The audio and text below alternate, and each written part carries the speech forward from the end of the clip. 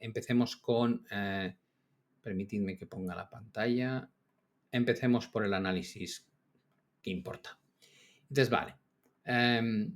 Como os digo, ayer veníamos este desplome, hoy hemos vuelto a donde estábamos, básicamente. Y con la subida de hoy hemos vuelto al punto previo a lo que pasó el lunes. Entonces, vale. ¿Qué ves aquí? Digo, no me dejo llevar por cada vela, sino que miro la tendencia. Miro el máximo, el máximo, el máximo, los máximos, mínimo, mínimo, mínimo, y digo, vale, estamos en un proceso correctivo. ¿Dónde es clave? Aquí arriba. ¿Por qué? Porque está el 38-50% de Fibonacci de toda la caída y además una antigua zona de soporte y soporte que ha actuado ya de techo. Con lo cual, dices, vale, ¿cómo desarrollamos esto? Digo, a priori me planteo este escenario como un escenario completamente factible. Y dices, vale, ¿y cuándo lo cambias? Digo, hombre, lo cambio si rompe aquí. Si rompe aquí, creo que es muy probable que nos vengamos a 5.800. Pues ya lo tengo. ¿Cuánto margen de subida le das al SP antes de que probablemente sea una nueva oportunidad de venta muy clara? 3,5%. Si sube un 3,5% más, creo que hay que intentar venderlo. Y dices, vale, pues ya tienes la idea. ¿Qué permite eso? Pues que toda la sobreventa extrema que habíamos alcanzado en estos picos se limpie. Ahora mismo el RSI ya está en cotas de 45, estocástico, donde teníamos una gran divergencia, ya está en el eje central de 50. Si se produce esta subida extra, tendrás el RSI aquí, tendrás el estocástico aquí, ya no habrá sobreventa, se habrá limpiado completamente la divergencia y estarás en la zona en la que en principio surge el riesgo de un nuevo rechazo de la directriz y nuevas caídas adicionales. Y dices, vale. Y en el caso del Nasdaq, digo, pues lo mismo, lo que pasa es que en el Nasdaq la cercanía de la directriz está más acorde a donde está la zona pivote. Zona de mínimos, zona de máximos, directriz bajista, le podemos meter aquí de toda la caída cuánto es el 38,50 y ese techo está más o menos en torno al 50% de la caída. Y dices, vale. ¿Cómo te queda la foto? Digo, pues que no me parecería nada raro que esto pueda tener un movimiento adicional de subida que se pudiese acercar a la directriz y desde aquí que tuviésemos nuevos procesos a la baja. ¿Dónde cambiarías de opinión, al menos a corto plazo? Si supera esta zona pivote por encima de los 19.250 puntos, creo que vamos a atacar la cota de los 20.500. Esta es la foto. Dices, vale. ¿Dónde estabas más negativo y buscabas posiciones cortas? Aquí, pero ya hemos cumplido el objetivo. El objetivo del hombro cabeza a hombro del Russell 2000 era proyectar toda esta altura a la baja. Con lo cual ya has cumplido con creces con tu objetivo y además has alcanzado una zona de soporte muy importante. ¿Quiere eso decir que ya no va a bajar más? No, lo que quiere decir es que en este momento, con estas señales que tienes aquí, no tienes que descartar bajo ningún concepto que el mercado pueda extender el rebote hasta esta zona y desde ahí tal vez se produzca una nueva fase de debilidad. Si es capaz de recuperar la zona de mínimos y máximos, no te extrañe que el movimiento de rebote se extienda y nos lleve hasta la directriz bajista. Pero ya tengo hasta dónde parece razonable, cuánto más podría subir a partir de la ruptura de esta cota y si no la rompe, qué esperar que ocurra, que es volver otra vez a atacar la zona de mínimos. En cualquier caso, aquí no tiene ningún sentido mantener posiciones cortas porque estamos hablando de una zona que fue techo en 2018, techo en 2019, suelo en 2022 en dos ocasiones, en 2023 por segunda ocasión y en 2025. Es decir, aquí no puedes seguir corto, aquí tienes que cerrar la posición, esperando que si luego se completa un doble techo enorme, puedas volver a vender con un argumento distinto. Pero ya has tenido completamente el desarrollo que esperabas a la baja. De hecho, la caída de este índice es de un 30%, es decir, el Russell 2000 ha tenido un comportamiento desastroso y una bajada de un 31,5%, que es lo que ha caído en su totalidad, es un desplome muy, muy severo, ¿vale? Dices, vale, ¿y el bono? El bono está en medio, está dentro de la gran estructura lateral, como veis, rompió la directriz, y después de atacar la banda superior ha hecho un apoyo básicamente en esa directriz rota. Pero a grosso modo estamos en medio. Y dices, vale, ¿qué sería desastroso? Desastroso sería que se rompiese la parte de arriba en un momento dado, porque si esto rompe al alza, tendríamos que proyectar el triángulo. Y eso nos llevaría a un escenario donde el coste de financiación alcanzaría cotas cercanas al 6%. Entonces, vale, ¿tú crees que eso es factible? Digo, creo que la Reserva Federal saldría a intervenir agresivamente el mercado si se da este escenario, porque no se pueden permitir el lujo de que el coste de financiación en Estados Unidos se dispare al 5,5-6%, teniendo en cuenta que tienen 36 billones de deuda y que tienen que renovar casi 10 este año. Con lo cual, ese escenario lo que llevaría es a una crisis en el sector público y la Fed seguro que interviene. Pero si llega a saltar esta cota, es una demostración de la pérdida de confianza que hay en la economía estadounidense y en las políticas de Trump. Que sería súper positivo que se rompiese esto hacia abajo. Si se rompiese esto hacia abajo, querría decir que podríamos interpretar esto como una especie de formación hombro cabeza a hombro que se resuelve a la baja, empezaría a, de alguna manera, suavizarse el coste de financiación, que es justo lo que quería conseguir Donald Trump, ¿vale? Ahora mismo plantear rupturas por abajo o por arriba no parece que sea el escenario más probable, sino que deberíamos estar en un entorno aproximadamente lateral mientras no haya nueva información de cómo va la guerra comercial. Europa. Bueno, Europa sigue mejor que Estados Unidos, pero no todos los índices lo hacen igual de bien. ¿Quién lo está haciendo muy, muy bien? El IBEX 35 en España. ¿Por qué?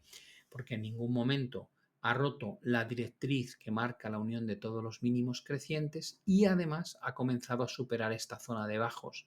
Estamos relativamente cerca de los máximos alcanzados en el mes de marzo de 2025. Por tanto, el IBEX sigue siendo el índice europeo que probablemente tiene mejor aspecto. El DAX alemán le está costando un poquito más superar esta cota del 50-61,8 y después tendrá que romper este techo que no va a ser sencillo, la zona de los 22.300 puntos.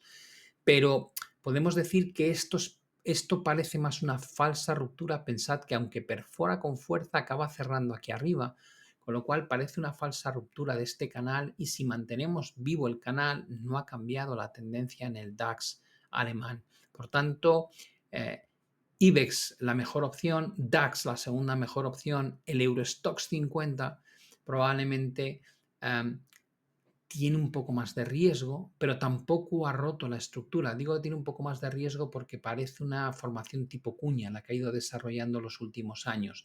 Y se va a enfrentar a un techo importantísimo, más o menos en el entorno de los 5.100, 5.120 puntos. Si lo supera serán muy buenas noticias. Si no puede con este techo, no sería raro que empiece otra vez a exhibir debilidad más adelante. Esta es la foto de Europa y si nos vamos a Japón, nos encontramos con un entorno donde la tendencia sigue siendo claramente negativa, pero también hemos alcanzado objetivos muy claros. Máximos de 2021 en dos ocasiones, mínimos en 2023 y 2024 y de nuevo ha funcionado esta zona pivote. La estructura de largo plazo alcista en el Nikkei sigue sin cambios. El barrido hasta aquí abajo ha vuelto a respetar, como ocurrió en la última vez que tuvimos este colapso a raíz de la subida de tipos inesperada del Banco de Japón que provocó el famoso cierre del carry trade de los inversores. Y de nuevo, como veis, ha funcionado. ¿Dónde está el techo? Yo creo que es una zona. Probablemente la zona está formada por estos mínimos de aquí y este de aquí. Y ahí deberíamos encontrar dificultades para seguir subiendo. Queda margen, pero yo no me inclinaría en comprar Japón en este momento. Aquí, lo mismo que ocurre con el Russell 2000, es el punto donde uno tiene que vaciar la posición corta porque te estás enfrentando simultáneamente a un nivel de soporte clarísimo con una base de un canal ascendente de largo plazo y después de un movimiento de caída que ha sido espeluznante en cuanto a velocidad, ¿vale? China. Y entonces, bueno, en China tenemos un comportamiento donde se respeta la concatenación de mínimos crecientes, por tanto el apoyo aquí también es bueno. Las señales de los indicadores son buenas, aunque no tremendamente buenas porque no hay divergencias ni nada parecido, pero esta vela es una envolvente clarísima que marca el suelo y a partir de ahí hemos visto la recuperación. ¿Cuál es el primer punto al que debería llegar China que sea difícil de romper? Pues la cota en torno a los 8.210, 8.400 puntos, máximo en 2024, mínimo en marzo de 2025, que ahora debería costar superar. Si consiguiese romper esta zona, lo más probable es que volvamos a los máximos que teníamos justo antes del inicio de la guerra comercial. Con lo cual, las estructuras, como veis, son relativamente positivas todavía. Hemos tenido desplomes enormes en el Nikkei y en el Russell 2000. Probablemente si alguien me dijese de todas estas bolsas, ¿cuál es la que más te gusta? Te diría que el IBEX. Evidentemente me sigue gustando China y sigo manteniendo mi posición, pero de cómo está reaccionando en el mercado, el IBEX es la bolsa que me parece que está exhibiendo mayor fortaleza. Y si me dijeseis, ¿y qué esperas para los próximos días? Que siga subiendo. Creo que es altamente probable que veamos un ataque a la zona de resistencia por el sentimiento tan negativo que impera entre los inversores. Ya sabéis que cuando hay demasiado sentimiento negativo y no hay noticias malas, lo que suele acabar pasando es que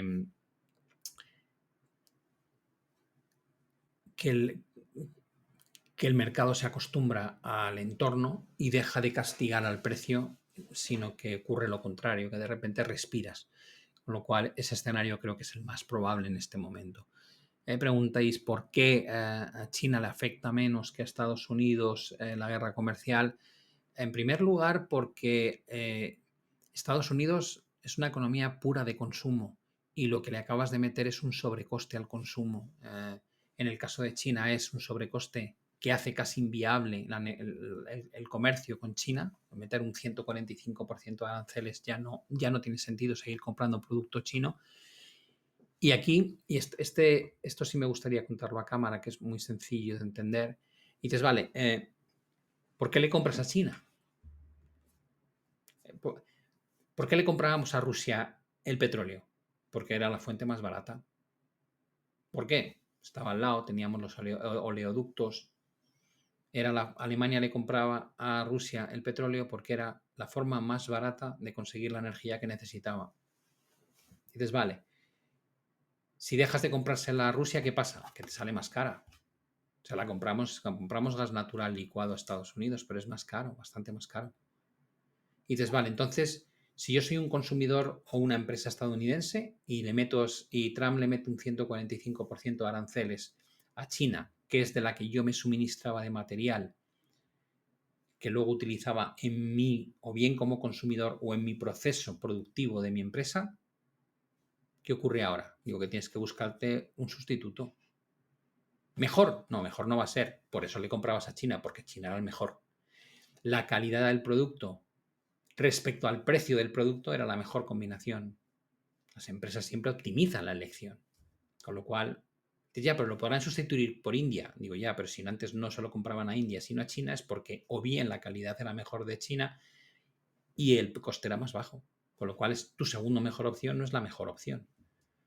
¿Qué significa esto? Pues que Estados Unidos, que tiene un déficit comercial de 122 billones, va a tener que comprar mucho de lo que le compraba a China en otros sitios que le va a salir más caro y la calidad va a ser peor. Y eso supone todo un trabajo enorme de que las empresas vean cómo cambiar las fuentes de distribución de aquellos materiales que necesitan, etcétera, etcétera. Con lo cual, en Estados Unidos el impacto en un modelo económico que depende tantísimo del consumo, pues es muy duro, claro. Es un problema y no sabemos cómo va a terminar, porque tampoco sabemos cómo va a acabar la guerra comercial, si en los mínimos del 10% o en algo parecido a lo de China. Con lo cual ahí tenemos también un grado de incertidumbre enorme.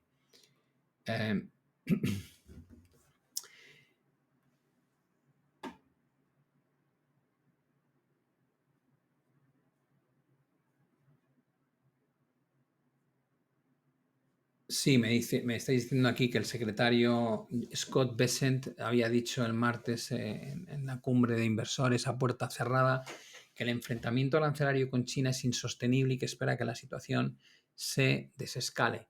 Ya claro, totalmente. Pero ¿qué es lo que ha quedado claro en la postura de China? China parece que ha dicho, yo no tengo prisa. De hecho, cuando Donald Trump decide no poner aranceles a los productos tecnológicos en China porque se carga a compañías como Tesla o como Apple, la respuesta de China fue, está bien, han dado el primer paso para corregir el error que cometieron. Eso no es un gracias, eso es como decir, la has cagado, está bien que empieces a recular al darte cuenta que el primer damnificado por la política agresiva que estás llevando a cabo eres tú mismo. ¿Qué quiero decir con esto? Que parece que China juega con algo que no tiene Estados Unidos, tiempo. Y hago esta reflexión y ya sí que nos centramos en el análisis. China es un modelo de dictadura férrea a nivel político y de control en la ciudadanía y un pseudo modelo capitalista en términos de mercado. No compite libremente, pero sigue unas normas de libre mercado con sus compañías y sus relaciones internacionales y de comercio internacional. Y dices, vale, ¿qué pasa cuando en China se cabrea la población? Pues que no se cabrean. Y si se cabrean no te enteras. ¿Por qué? Pues porque el gobierno chino es una dictadura en ese aspecto y lo tiene ultra controlado. ¿Quién puede esperar más tiempo con la población a disgusto? No lo dudes, China. Y en Estados Unidos, digo, ya lo estás viendo, las manifestaciones en la calle, la protesta de Harvard, que ha puesto a todo su equipo legal a montar juicios, bueno, en este caso está demandando al gobierno por congelar las subvenciones, tienes a los tribunales atacando las medidas de inmigración. El calentón en Estados Unidos es mucho más serio que el que puedas ver en China y eso te puede llevar incluso a que en las elecciones de medio término pues el Partido Republicano pudiese perder el control de la Casa de Representantes. Con lo cual, dices, sí, ¿tiene tiempo? Digo, sí, tienes año y medio, no tienes más. Tienes año y medio para que lo que haga daño a la guerra comercial se diluya y la población vea los beneficios. Porque como en año y medio no lo vean, vas a perder el control de la Cámara de Representantes. Y como pierdas el control de la Cámara de Representantes, se acabó esto de firmar las órdenes que te sale de las narices pasando de todo. ¿Vale? Entonces, en ese aspecto no perdáis de vista porque, digamos, esto es una batalla, es una partida de ajedrez súper interesante que están librando Trump y Xi Jinping, ¿vale? Entonces dice que Scott Bressett diga esto hay que desescalarlo, dices, es evidente, porque como no lo desescales, ya me contarás qué va a hacer la empresa estadounidense que demanda tanto producto de China para buscar un sustituto más caro y más lento. Esa es la realidad, o al menos como yo la percibo. ¿Vale? Vale, vamos ahora ya con la divisa, vamos con materias primas. Tenemos el dólar index. Dices, vale, ¿crees que, ¿crees que el problema ya es máximo? Digo, estamos ahí pegándonos en la base de este canal, pero es verdad que hemos perdido momentáneamente este suelo. Y dices, bueno, ¿te preocupa? Digo, lo que me preocupa es, aunque no toque hoy, pero permitidme que os enseñe alguna gráfica que creo que es interesante. La que me preocupa es que la libra contra el dólar rompió la estructura en cuña y tras un pullback está atacando los máximos anteriores. Me preocupa que el movimiento del dólar contra el franco suizo haya roto una estructura de soporte muy clara y que pueda generar movimientos hacia cotas claramente más bajos, es decir, a favor del franco suizo, a favor de la libra esterlina. Hemos hablado de la importancia que tiene que no rompa el dólar yen este soporte, porque si no tendremos una caída brutal en base a la formación que se ha generado. Y eso nos llevaría ya al eurodólar, ¿no? Que es lo que íbamos a analizar. Y dices, vale, cuando te vas al eurodólar, dices, ¿ha roto? Digo, no, sí, claro que ha roto la estructura, ha roto la tendencia a la baja, ha superado los máximos, pero la subida ha sido demasiado rápida. Entonces, vale, ¿qué crees que tiene sentido? Bajo mi punto de vista, tiene sentido que desde donde estamos se produzca algún tipo de corrección y esa corrección enmarcarla en un porcentaje de Fibonacci. Dices, si tú has tenido una explosión como esta de aquí, al menos que esto venga a tocar el 38,2% de Fibonacci, que sea una especie de pullback antes de ver más tensión al alza. Con lo cual, sí veo que el dólar está en un momento crítico, rompiendo contra otras divisas fuertes, pero por otro lado, la velocidad con la que se ha producido el movimiento me hace dudar muchísimo de que esto vaya a seguir subiendo sin parar. ¿Podríamos llegar a alcanzar cotas de 1,21, 1,25 en esta zona de mínimo, máximo, máximo? Sí, creo que sí. Pero evidentemente tengo la sensación de que no va a ser como hemos visto esta primera fase del movimiento, ni muchísimo menos. Con lo cual, a la pregunta de ¿dólar deteriorándose a medio o largo plazo? Sí. ¿Dólar deteriorándose a corto plazo? No, creo que no es el escenario más probable, ni mucho menos. Creo que lo normal es que el dólar recupere parte del terreno contra las monedas que lo ha perdido antes de que veamos una nueva fase de debilidad. ¿Compraría aquí a favor del euro? Sí, pero antes dejaría que se produjese la corrección, ¿vale? Por el lado del oro, dices, perdón, por el lado del petróleo, dices, ¿crees que va a ser una oportunidad de venta? Sí, de verdad, creo que sí. ¿Ha llegado el momento? No. Hablábamos de esto, ¿no? De este rebote. Déjalo que se acerque a esta cota, déjalo que se meta aquí arriba. ¿Por qué?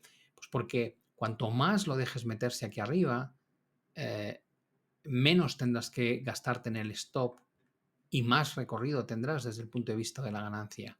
Con lo cual, uno debería estar mirando un gráfico de corto plazo, como hacemos muchas veces aquí, y diciendo mínimo, mínimo, mínimos y mínimo. Mientras tenga una secuencia de mínimos crecientes, no voy a venderlo. Voy a dejar que se extienda, a ver hasta dónde llega. A partir de cierto punto, si nos acercamos mucho a esta cota de aquí arriba, probablemente ya puedes empezar a montar la posición, pero no la totalidad, porque como hemos dicho siempre, una zona que indica que tienes que empezar a montar algo no significa que te garantice que se va a frenar ahí. Con lo cual, en mi caso, mi intención es aquí montar la mitad de la estrategia. Y cuando luego detecte que se pierde el último mínimo creciente, será cuando decida incrementar la posición al máximo. ¿Vale? Y mientras tanto, dejar que se recupere.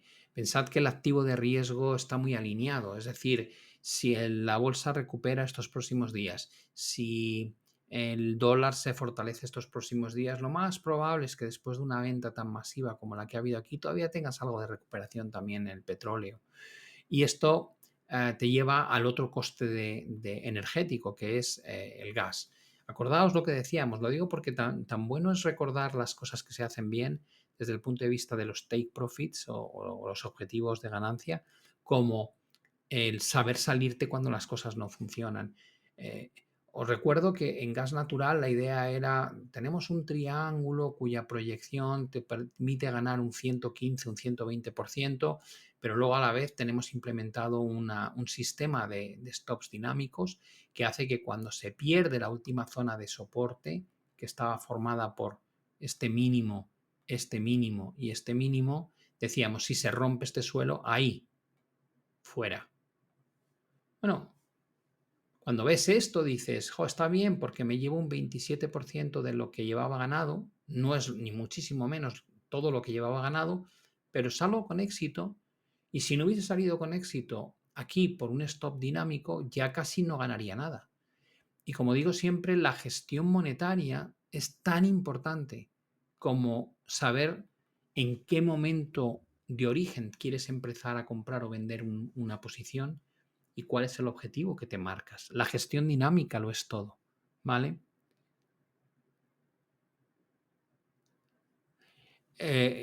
A ver, me decís que no se encaja la visión del petróleo por la apuesta de Buffett sobre las petroleras.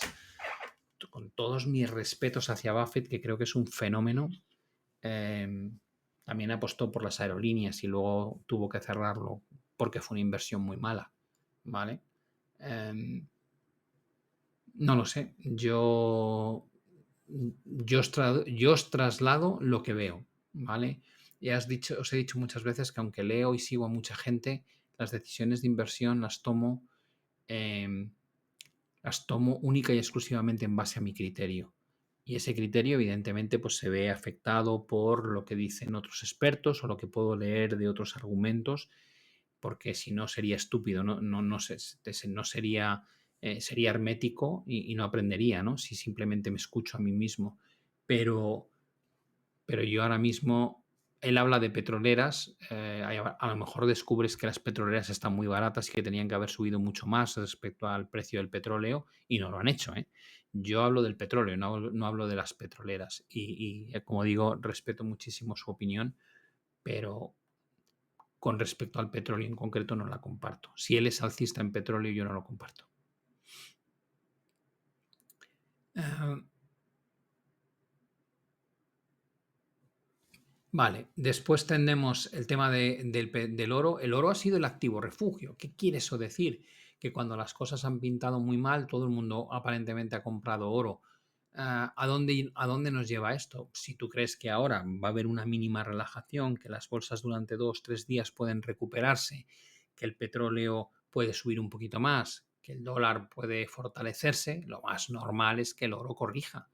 Y dices, vale, ¿cuánto puede corregir? Digo, lo primero que tendrías que medir son correcciones contra la última gran fase impulsiva.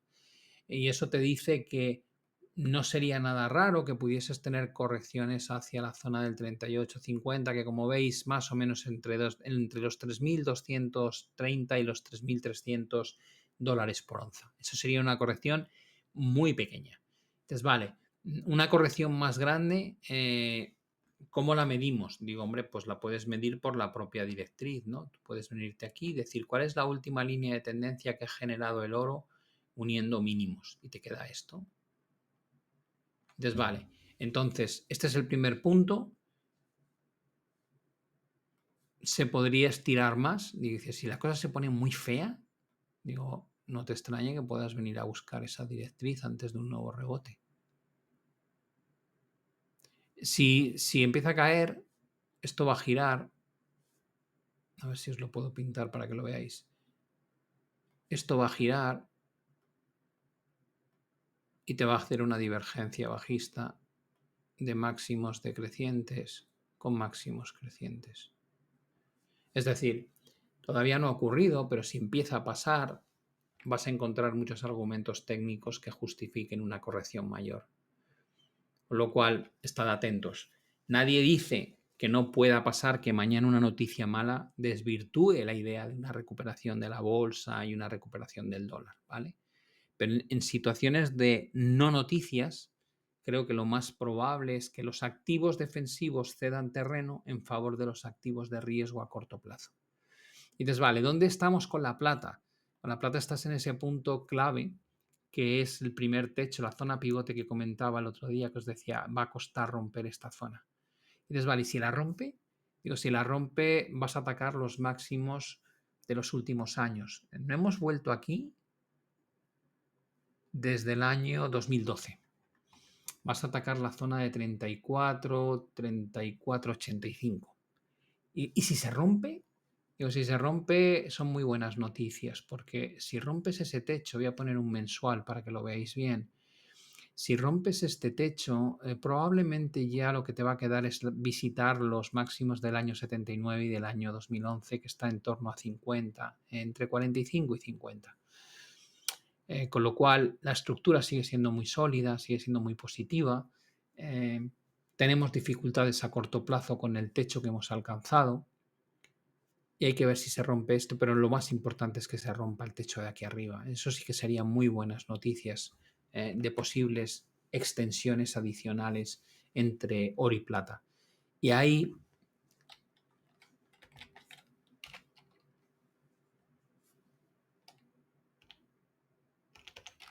no sé si lo tengo aquí, si no lo pongo. Esperadme un segundín y os lo enseño.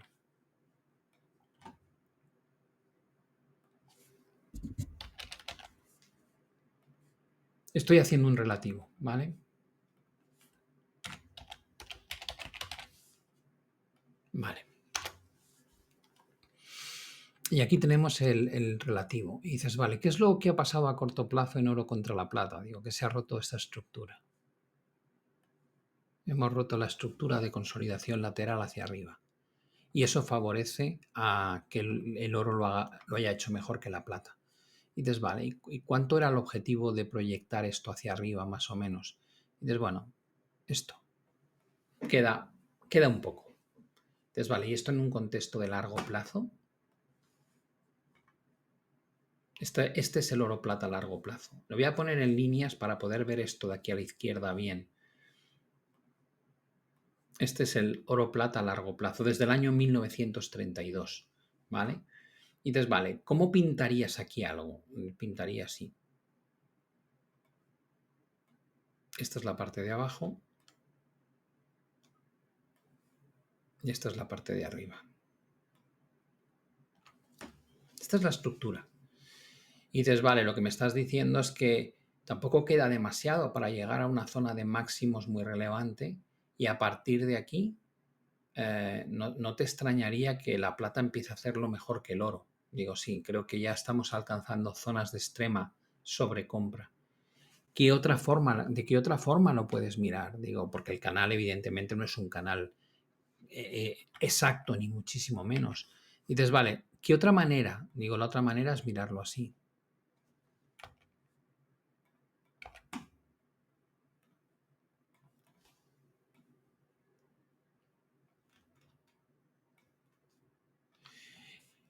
Y en ese caso dices, techo, techo y techos. Y dices, estamos en uno de los puntos más caros del oro contra la plata desde 1932. Eso te lleva a lo mejor a decir, oye, pues o el oro se ha pasado de madre y tiene mucho que corregir, o la plata se ha quedado demasiado atrás. Y es una opción bastante buena. Una de las dos. Y esto nos devuelve un poco a donde estábamos, ¿no? Dices, si la plata rompe este techo, tendría bastante sentido que lo haga muy bien y que pudiese tener una subida. Estamos hablando desde aquí arriba hasta estos techos, estamos hablando de otro 40% de apreciación, ¿vale? No vamos a plantearlo ahora porque no ha ocurrido, pero sí merece la pena tener no solamente el gráfico en términos absolutos de la plata, sino ponerlo en contexto con el gráfico a largo plazo del oro respecto a la plata, ¿vale? Si no sabéis cómo pintar las líneas, siempre os queda la posibilidad de utilizar una regresión. Es decir, yo en lugar de decir cuál es el punto de equilibrio, le pregunto a TradingView cuál es el punto de equilibrio de todo este movimiento. Y va a calcular una línea de regresión y me dice el punto de equilibrio es este. ¿Qué significa? Básicamente lo que significa es que si yo le pido que ponga la línea equidistante a todos los puntos del ratio de toda esta historia, me dice que la línea que muestra la distancia en todo momento más cercana a los extremos de abajo y de arriba es la que va por aquí. Y eso automáticamente me permite decir, vale, entonces estos son sobreextensiones máximas por abajo y estos son sobreextensiones máximas por arriba. Y cuando tengo demasiada sobreextensión, es muy habitual que esto revierta. Lo que pasa es que abajo hay años, que no penséis que esta reversión es inmediata, ¿vale? He utilizado un indicador que veréis aquí que se llama tendencia de regresión. ¿vale? Para que aprendáis una cosilla más. Con lo cual, sí parece apetecible empezar a mirar la plata respecto al oro como una alternativa. Vale, vamos con lo que nos queda, que es básicamente Bitcoin y Ethereum. La situación en Bitcoin pinta un poquito mejor cada vez. Lo primero que ha conseguido Bitcoin ha sido romper la directriz bajista. Mientras estuviese vigente, la visión era negativa, pero si rompía esto hacia arriba, teníamos un primer ataque a esta zona de mínimos, mínimo, mínimo, mínimo, ruptura, máximo, y ahora espero que aquí haya un máximo. Y dices, vale, ya sabéis que yo aquí compré solo la mitad de lo que había vendido, ¿vale? Y sé que muchos me habéis preguntado, ¿y la vas a quitar? ¿No la vas a quitar? No, aquí no. De quitarla la voy a quitar aquí arriba, ¿vale? Con lo cual tengo el 50% que siempre tengo, que no lo toco, y del otro 50% que tenía y que quité, he comprado la mitad, ¿vale? Si se rompe este techo, creo que vamos a atacar máximos de nuevo.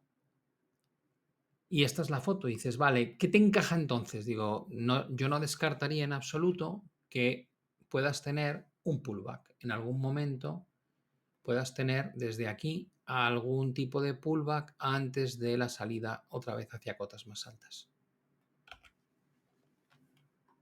Porque esto va a ser difícil romperlo, pero no hay que descartar que se pueda romper y directamente nos vayamos a buscar los máximos. La foto en Bitcoin sigue siendo muy buena, la estructura alcista no ha cambiado y toda la fase correctiva en la que estábamos inmersos empieza a no funcionar ya porque estos máximos, que son los últimos máximos descendentes, ya los hemos superado. Con lo cual hemos pasado de un proceso correctivo dentro de una gran tendencia alcista a un proceso lateral a la espera de ver si Bitcoin es capaz de recuperar la cota de los 94.000, 95.000 de forma definitiva. Esta foto no tiene nada que ver con Ethereum, porque Ethereum sí ha destruido buena parte de lo que había construido previamente. Estamos hablando de perder en la zona pivote clave en torno a los 2.000, 2.200 puntos. No hemos alcanzado todavía el extremo en torno a 950, 850, que aquí sería una compra. Y aquí la pregunta es si Ethereum recupera o consigue llegar ahí. En principio, yo creo que en la cota de 2000, 2100 habría que buscar ventas nuevamente en Ethereum en lugar de compras, ¿vale? Y aquí me habéis preguntado a través de las preguntas que me hacéis, que las contesto en el PDF, si podía poner en un momento Solana.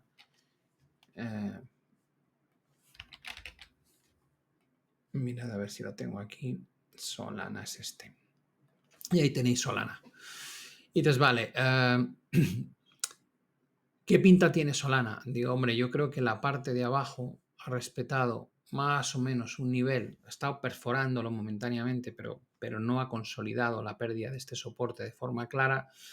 Y ahora lo que le toca a Solana es darnos una señal buena rompiendo este techo. Si rompe esta zona de máximos reciente, máximo, máximo, este de aquí rompe por encima de 151, creo que sería una señal de que vamos a ver recuperaciones al menos hasta niveles de 180, 185, que es donde está mínimo, mínimo, mínimo y máximo. Sería la siguiente zona pivote a tener en la cabeza. Vale. Vamos ya directamente para que veáis dónde se encuentra el relativo entre los índices. Y dices, vale, ha conseguido romper el DAX el SP contra el índice Eurostoxx 600. No, atacamos un soporte, rebotamos con fuerza y ahora hemos vuelto a bajar. Pero la estructura a favor de Estados Unidos sigue intacta, ¿vale? No hemos roto en el DAX, en el SP contra el Eurostoxx 600 no hemos roto. Y dices, vale. ¿Y contra Eurostoxx 50? Digo, no, tampoco hemos roto. Estamos en la base del canal, aquí ha habido muchísimas dudas, una volatilidad extrema, pero no hemos roto los últimos mínimos, con lo cual sigue siendo a favor del SP. Entonces, vale, y en el caso de el DAX contra el SP 500, digo, ahí se ha roto la directriz bajista a favor del DAX, claramente.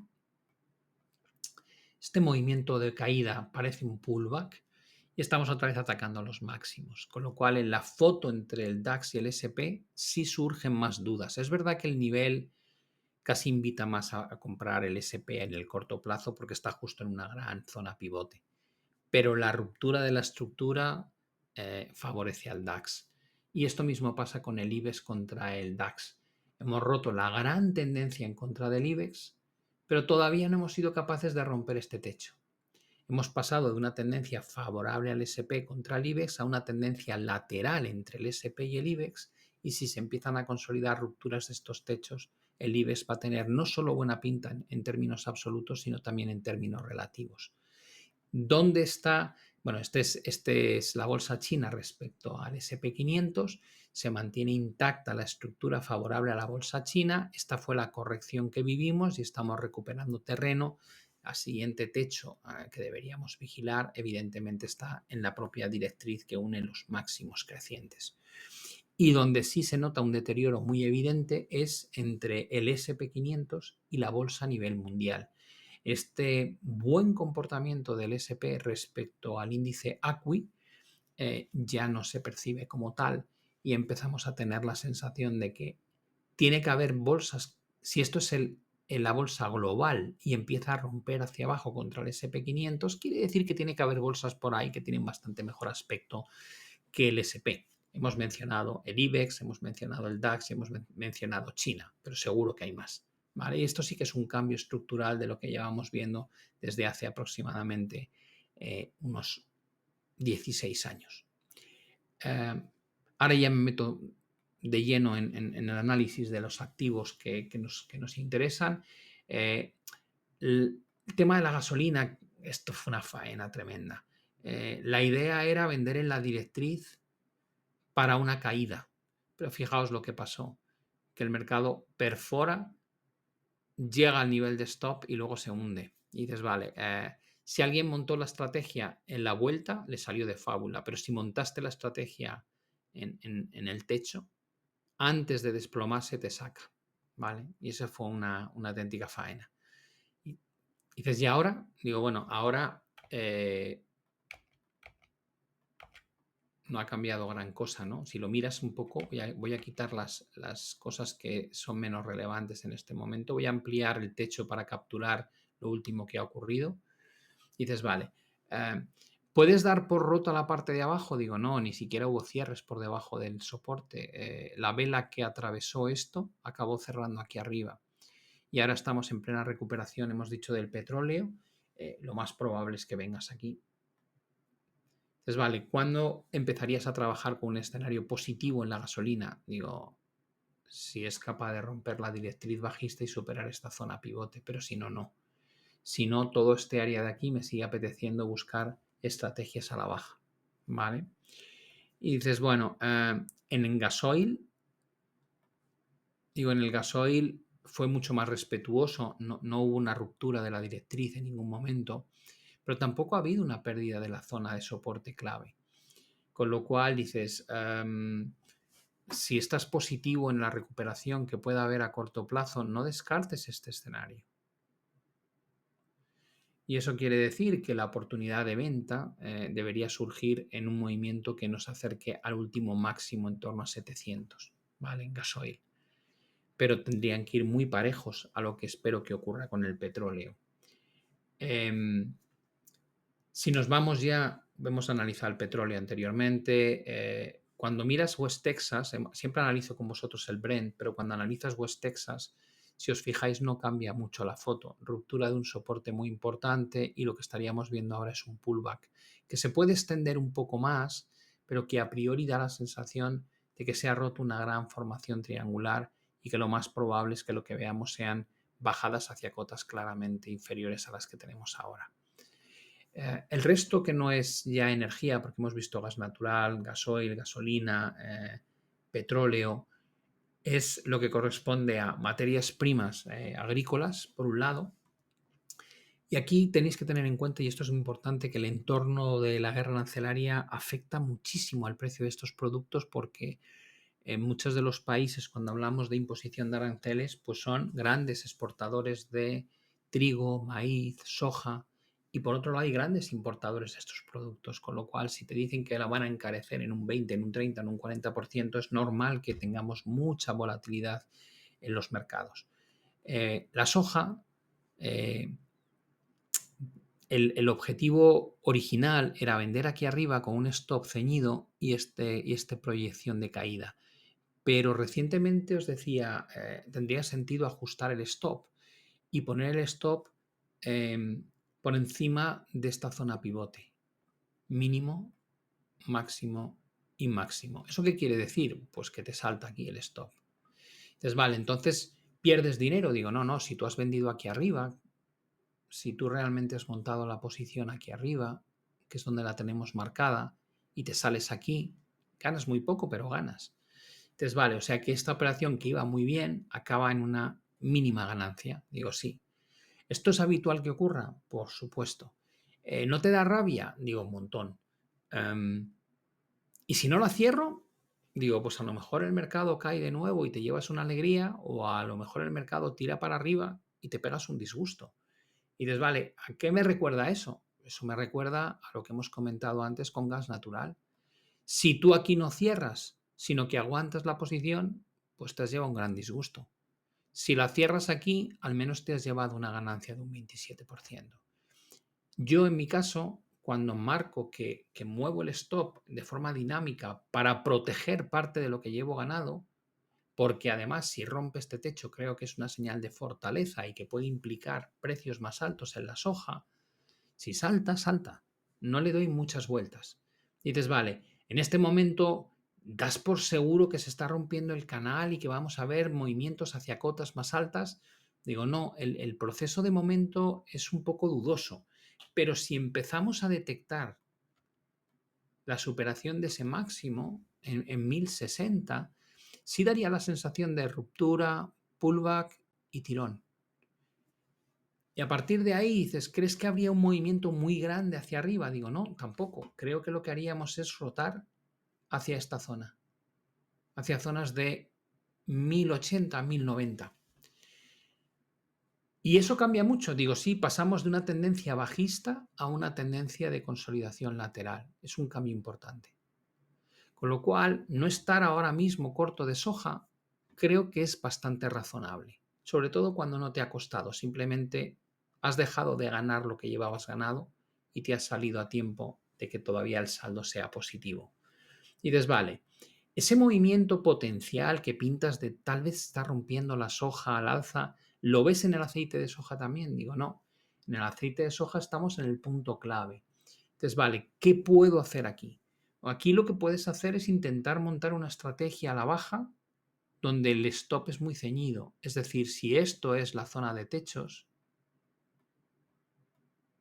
vender aquí para buscar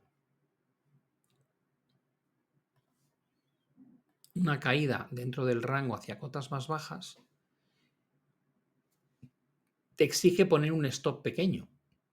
O dicho de otra manera, si tú vendes aquí y pones este stop, te estás jugando menos de un 8%. Pero si aciertas y hay una nueva rotación a la parte de abajo, aunque solo fuese al mínimo anterior, ya hay un 16,5 a ganar. Es decir, tienes una relación 2-1. Si la caída fuese a la parte inferior, estarías hablando de casi un 20%. Y dices, bueno, es una opción. Al menos tienes una estrategia a favor de tendencia, cerca de una zona de resistencia que no se rompe desde el año 2024, donde hemos puesto a prueba este techo en unas 6-7 ocasiones y con un stop suficientemente pequeño como para que la relación riesgo-beneficio sea satisfactoria.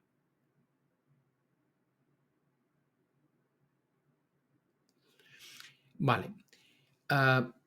Si me voy al trigo, el punto es el siguiente. Dices, vale, ¿qué queremos hacer aquí? Decíamos, queremos vender. ¿Cuándo? Cuando esté el trigo cerca de la resistencia, que es el canal. la parte de arriba del canal. ¿Ha llegado? Digo, no, la idea es que llegase aquí. Y decíamos, si llega aquí arriba, vender con un stop por encima de estos dos techos, que es un stop de 7,70, y con un objetivo no en la banda inferior, sino jugando a que va a romper este suelo y va a caer un 27%. Pero ni siquiera hemos tenido la oportunidad. Trigo está en un rango de consolidación lateral y todavía no ha rotado a la parte de arriba que nos permita abrir esa posición corta. Y el maíz, yo ahora mismo no tengo opinión. Rompió el canal descendente, lo cual es un síntoma muy positivo, pero después perdió la directriz alcista, lo cual no es muy positivo, y antes venía de respetar la zona de soporte máximo, máximo, mínimos. Y dices, vale, eso es como, me estás contando cosas buenas y cosas malas. Digo, ya, por eso no tengo opinión. Porque la ruptura del canal me parece un avance muy positivo, que la secuencia de mínimos crecientes siga intacta es muy positivo, que haya roto la directriz alcista, pues no es tan concluyente. Y dices, vale. Con lo cual, si te preguntasen qué opinas del maíz, te diría, me parece que tiene más potencial de subida que de bajada, pero no le veo el interés a esos niveles actuales para montar una posición. ¿Vale? ¿Qué pasa si nos vamos al azúcar? Yo creo que en el azúcar, si se pierde esta zona de soporte, evidentemente hay una oportunidad de venta.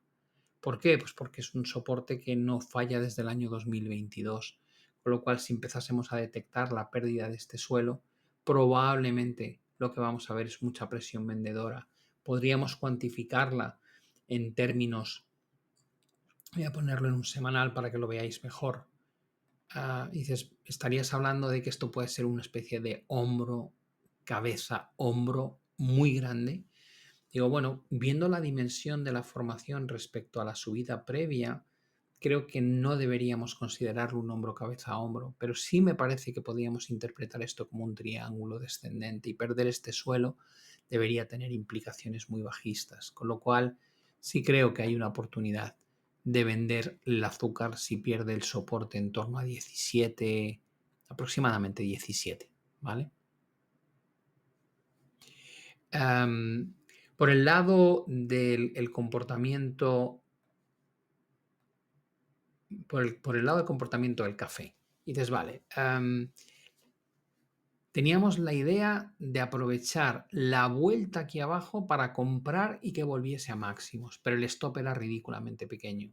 La idea era, pones un stop de un 1,5, no le pones más. Y ha saltado. Dices, sí, te hubiese saltado aquí. Y dices, vale, pues no ha funcionado. Digo, no, pero lo que has perdido es una cantidad muy baja. Dices, ¿por qué no ha funcionado? Digo, pues porque la idea es que esto iba a respetar esta cota, porque normalmente lo que ha sido un techo anteriormente funciona de suelo y no ha ocurrido. Finalmente hemos visto una corrección casi íntegra de toda la subida previa. Entonces, vale, ha cambiado la estructura. Digo, no, la estructura sigue siendo alcista. Mira la parte inferior, olvídate de la parte de arriba y mira ahora la parte de abajo.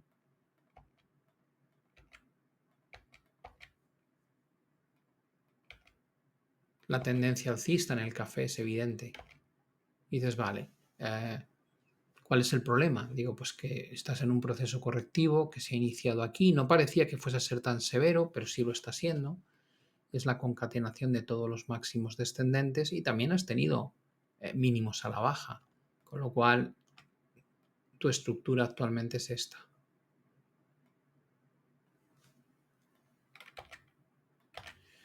Entonces, vale, ¿dónde hay una oportunidad? Digo, de momento vamos a señalar dónde están los techos. El primer techo está aquí. ¿Y desde dónde viene ese techo? Digo, de este suelo y este suelo, ahora convertido en techo. Ese es el primer nivel a vigilar.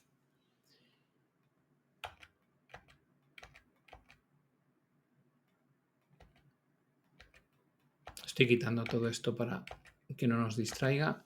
Y dices, vale, ¿dónde estaría la zona idónea de compra si de verdad ocurriese? Ahí, en un retesteo al mínimo anterior, que ahora ya supondría un apoyo en la directriz. Sería perfecto.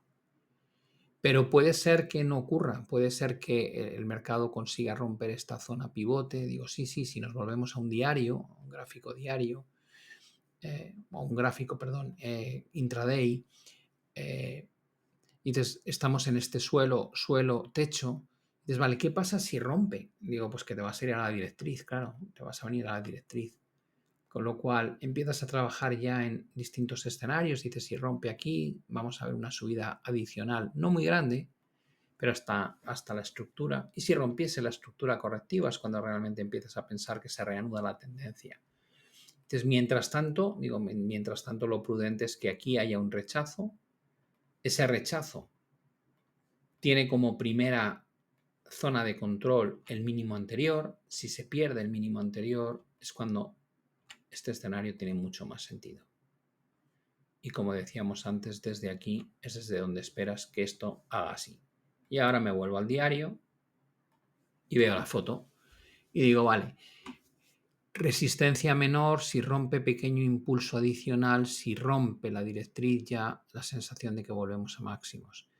Corrección menor desde una zona de resistencia hasta el mínimo previo, si lo pierde, pequeño doble techo, proyección y probablemente continuidad de la fase correctiva hacia cotas de 300, donde aparece la directriz que marca todo el proceso de mínimos desde el año 2023 y donde además coincidiría con el soporte anterior y por tanto altamente probable que desde aquí el mercado reaccionase subiendo nuevamente hacia cotas más altas. Esa sería mi lectura. Mi lectura.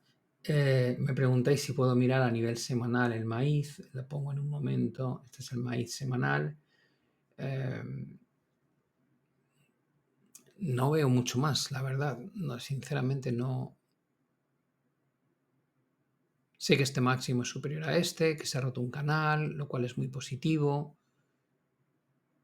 Venimos ahora de un corte descendente en estocástico, rupturas en RSI, la ruptura de la directriz que he comentado en precio y una especie de pequeño pullback que ha hecho ahora este movimiento del precio. Por eso decía, a medio plazo me parece que tiene más visos de subir que de bajar. A corto plazo, ni idea. No me extrañaría que pueda rotar otra vez hacia esta zona y aquí es donde surgiría la oportunidad de compra. Un hombro, cabeza, hombro, no lo veo. No lo veo.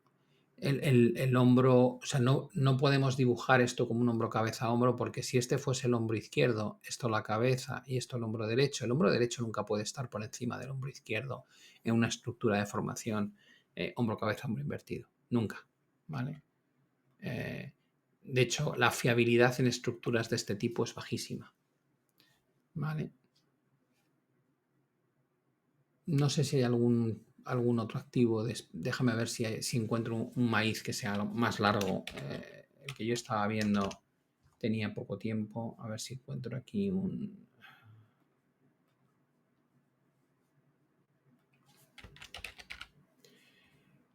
A ver si...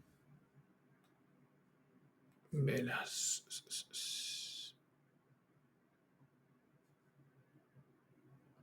Aquí estamos viendo desde el año 2019. Es que no veo una estructura de vuelta aquí. Para nada. De hecho, si me apuras, algo que no estábamos viendo antes y que me parece bastante importante es esto. Suelo, techo y techo. Vale.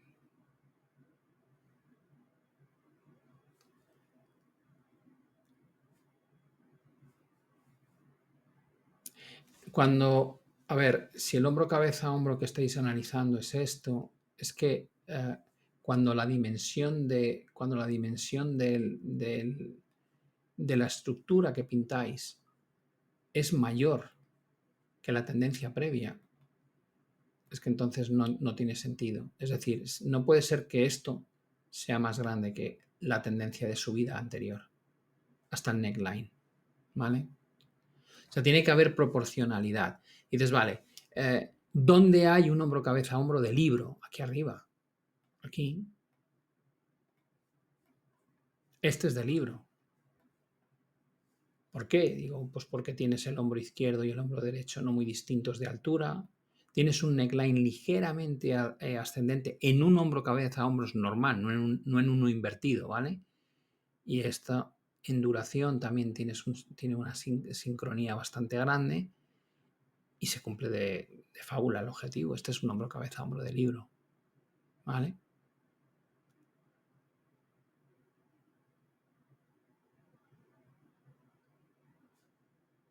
Bueno.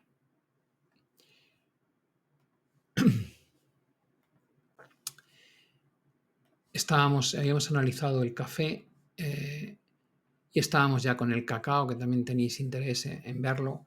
Entonces, vale, yo tenía la sensación de que si se rompía este techo iba a tirar para arriba con mucha más claridad y no lo ha hecho. Rompe el techo, vuelve otra vez al mínimo y ahí reacciona y vuelve a tirar. Y dices, vale, ¿ha cambiado la estructura? Digo, no, la estructura era claramente alcista. Hablábamos de mínimos crecientes y estábamos esperando a ver si se producía la salida hacia arriba. La primera salida ha sido fallida, las cosas como son. Esta salida no ha tenido continuidad y no hemos llegado aquí arriba. Pero tampoco ha cambiado la estructura a medio y largo plazo. Es decir, el hecho de no haber sido capaz de tirar en una primera instancia no ha hecho que se rompa el soporte anterior ni que ataquemos la directriz.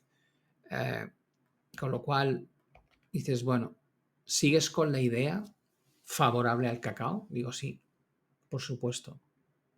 ¿Por qué? Dices, pues porque estoy con una línea de tendencia claramente alcista, porque no se han hecho nuevos mínimos decrecientes. Y si yo tengo una estructura alcista y dejo de hacer mínimos decrecientes y el último máximo supera los máximos previos a la baja, pues quiere decir que algo positivo está cambiando. ¿Vale? Entonces, me gustaría esta zona como área de compra, porque tienes una forma de poner el stop por debajo de todos estos mínimos y por debajo de la directriz alcista, pero no creo que lo vayas a ver, las cosas como son.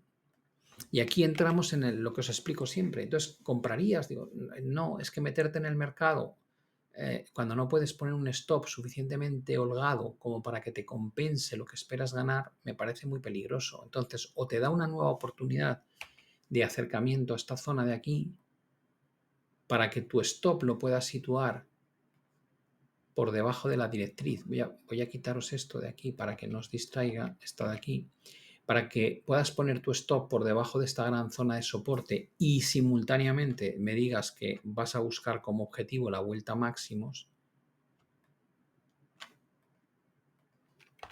Si haces esto, dices, vale, tengo 18%, 19% de stop, pero tengo un 62% de ganancia.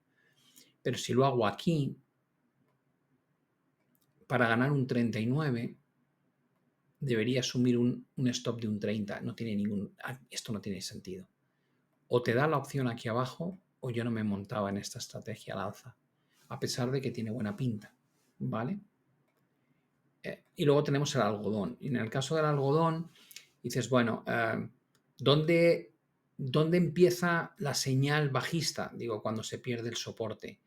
¿Dónde pondrías el stop si estás vendido del algodón? Digo, pues por encima de los techos. Los techos que se han ido produciendo son máximo, máximo y máximo. Con lo cual tu stop no ha cambiado. Tu stop sigue estando aquí, luego aquí y sigue aquí. Entonces, vale. ¿Cuánto arriesgas si te equivocas? Digo, pues vas a perder un 3 y pico. Cuando esperabas ganar un 15. ¿No llegó abajo? No, todavía no ha llegado. Pero estas son las relaciones que quiero tener. ¿Por qué? Pues porque si yo espero perder un 3 y pico en el peor de los casos y puedo ganar un 15, quiere decir que tengo 5 veces más beneficio de lo que asumo de pérdida. Y eso me permite acertar un 20% de las veces, 2 de cada 10 y ganar dinero.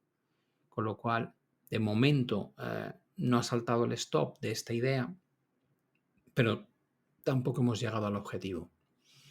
Y nos toca ya la parte de metales. Dices, bueno, el oro y la plata, nos hemos comentado, el platino. Dices, vale, ¿cómo lo ves? Digo, primero recuerda que estamos en mitad de un rango lateral, ¿vale? Y a pesar de eso intentamos localizar oportunidades en la unión de mínimos, máximos dentro de este gran rango lateral. Dices, de acuerdo, el apoyo aquí fue muy bueno y la subida también, pero esto ya es complicadísimo de analizar. ¿Por qué? Pues porque teníamos una estructura de mínimo, mínimo, mínimo, mínimo, máximo, máximo, máximo, incluso podríamos decir que máximo. Pero cuando ya el mercado se viene abajo con todo el tema de la guerra arancelaria, dices, vale, ¿ahora qué haces?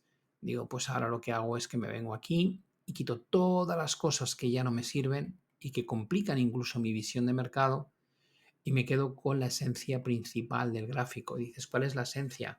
El rango lateral, ajusto la directriz para capturar el último mínimo y redibujo la base, ¿vale? Ahora me quedo con un punto, 2, 3 y 4 y por arriba tengo dos referencias, este techo de corto plazo y este techo de medio plazo, pero realmente los puntos clave son las bandas de arriba en torno a 1100, 1167 y las bandas de abajo en torno a 830, 854. Cualquier opinión que genero aquí en medio tengo que ser consciente de que la estoy generando en mitad de un rango lateral que no varía desde el año 2021, ¿vale? ¿Puedo utilizar el mismo criterio, me decís, para unir la directriz de máximos? Sí, por supuesto. Podría unir esta directriz. Y entonces lo que tendría es máximo, máximo, máximo, máximo.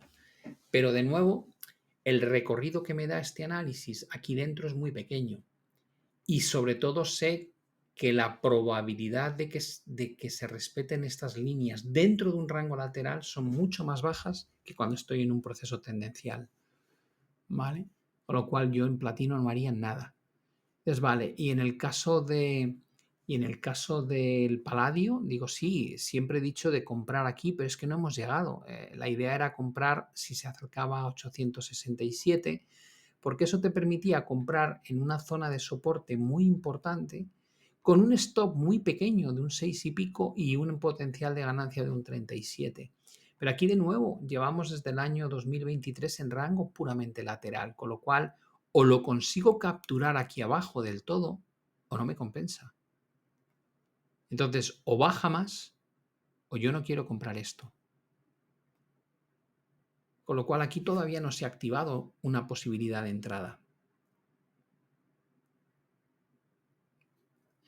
El motivo o la razón que yo creo que hay detrás de muchas estrategias que no han funcionado recientemente es que la guerra arancelaria es un cambio de paradigma que sale de la boca de un presidente que no sabemos lo que va a decir ni lo que va a hacer. Si hacéis un poquito un análisis de cómo ha sido la comunicación en torno a la guerra comercial, ha sido, voy a ser benevolente, después pongo aranceles basándolo en una pizarra que el cálculo es un auténtico disparate y empieza a hablar de aranceles gigantescos a todo el mundo.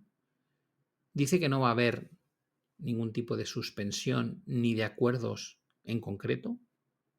Poco después, viendo la reacción del mercado, decide suspender los aranceles y dejar solamente impuesto un 10%. Después dice que eso no afecta al aluminio y al acero y ni a los coches. Después le sube los aranceles a lo bestia a China y China responde y le vuelve a subir más a China. Y ahora estamos en el proceso de suspensión de menos ya de 90 días, lógicamente, sin saber realmente qué es lo siguiente que nos va a decir Donald Trump respecto a qué va a hacer con los aranceles. Lo último fue sacar de la exención de los aranceles a China aquellos productos que sabía que le iban en la vida a Apple y a Tesla.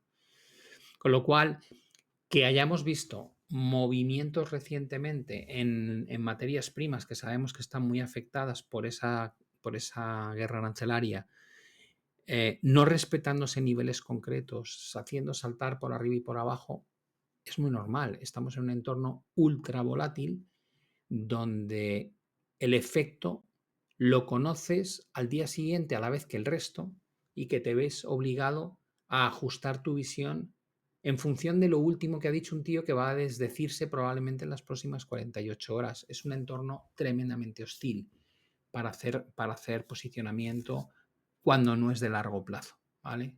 También de largo plazo puedes sufrir, pero a largo plazo normalmente los movimientos se netean al alza y a la baja y al final te quedas con lo que es el movimiento tendencial de forma general, ¿vale? Yo creo que eso es, Fran, por lo que la fiabilidad de muchas de las estrategias de corto plazo en materia prima, hemos visto cómo han saltado los stops.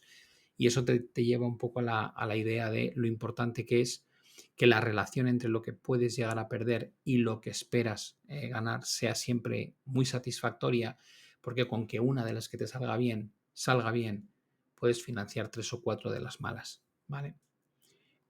El cobre lo ha hecho francamente bien. ¿Os acordáis que estábamos hablando de... acordaos de la secuencia que comentábamos de mínimos crecientes? Decíamos, mientras esto siga con mínimos crecientes, perfecto. Y la advertencia era, si realmente se llega a perder ese último mínimo creciente, es cuando puede empezar un proceso a la baja. Con la guerra arancelaria se produce este desplome. ¿Dónde se frena? Pues se frena justamente en la directriz alcista y en la zona de soporte principal. Aquí es donde surge la gran oportunidad de compra, y además esta vela, como veis, la verde de aquí grande, es una envolvente que se come una y dos velas anteriores.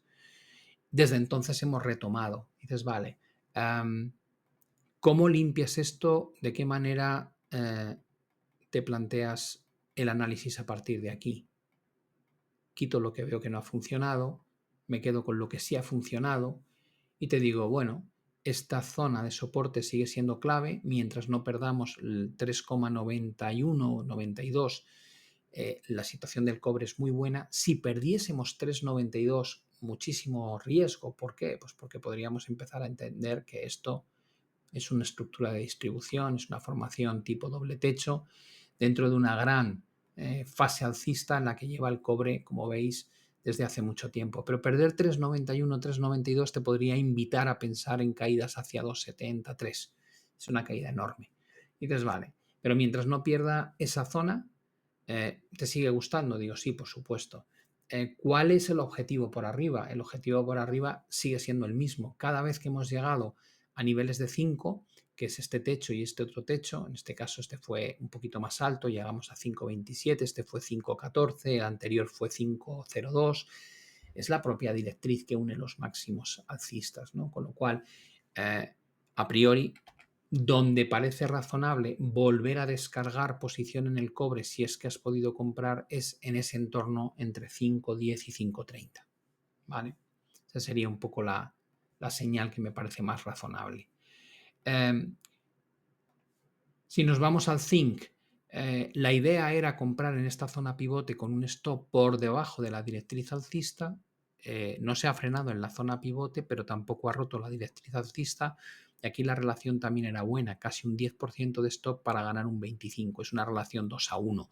Bueno, ya veremos si rompe o no rompe, pero la estrategia en sí, que está basada en que operas a favor de tendencia en la base de un canal muy cerca de una zona de soporte, sigue siendo válida, aunque no está bien el hecho de que no se haya frenado, sino que haya seguido goteando a la baja. Veremos lo que ocurre. Por el lado del níquel, el rechazo de la directriz de arriba ha funcionado muy bien y no solamente ha caído hasta la zona prevista, que era este soporte, sino que ha seguido bajando. No se ha frenado en el suelo en torno a 15.000, sino que rompió este suelo y vimos caídas incluso hacia zonas de 14.000 o 13.800 y pico. Ahora está recuperándose. Y de nuevo la pregunta es, ¿cómo analizamos esto? Quédate con la estructura principal, que es la estructura que marca todo el proceso a la baja desde arriba, y una vez lo tienes, dices, bueno, ¿dónde querrías volver a vender el níquel? Digo aquí, en torno a los 16.000 puntos. Otra vez en la directriz bajista, porque de momento este mínimo es más bajo que los mínimos anteriores y los máximos también son más bajos, con lo cual sigo manteniendo intacta la visión de que estamos en una tendencia bajista desde los techos alcanzados en 2022.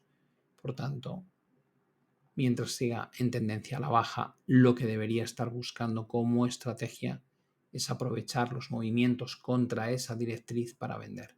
¿Vale? Esa sería un poco la idea. Quedaría algo más de subida, pero a partir de 16.000 probablemente sea interesante buscar posiciones cortas.